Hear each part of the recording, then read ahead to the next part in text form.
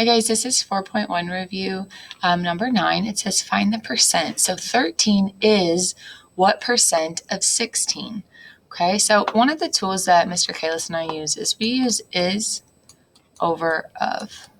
Okay, so whenever you see a question like this, we're going to take those numbers and fill them in using is over of. So 13 is what percent of 16?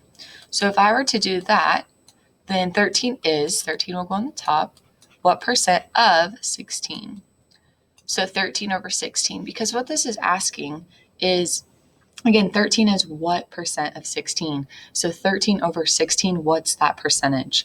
And so whenever we do this, when we have 13 over 16, you have a few options for how to then solve this problem.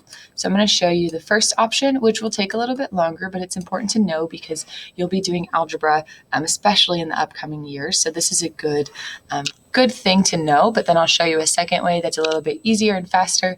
And the best option would be to use both of these to make sure you have the right answer.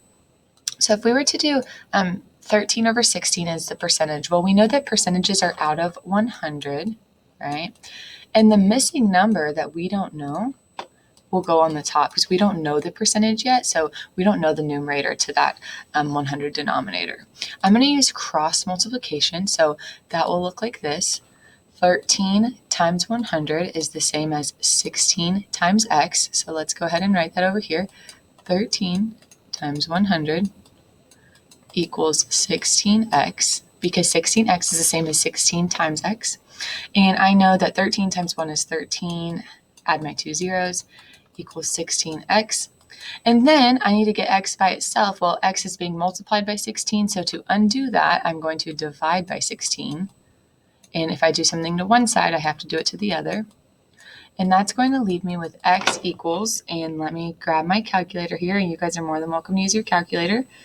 And I have 1,300 divided by 16, which is, you can see here, 81 and 25/100.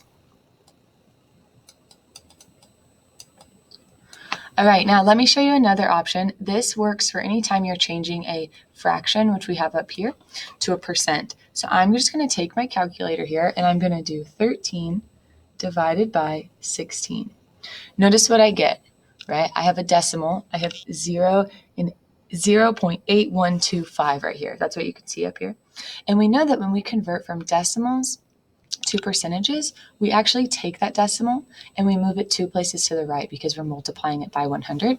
So I'll go ahead and write my answer up here so far. I have 8,125 10,000ths, and I know that to convert this to a percentage, I move it twice, put the decimal, and I end up with 81 and 25/100. So you can see here that we got the same answer either way. It's really important that we know how to use both and have both those tools in our tool belt. So on these types of problems, you can use either, but make sure you are familiar with both processes.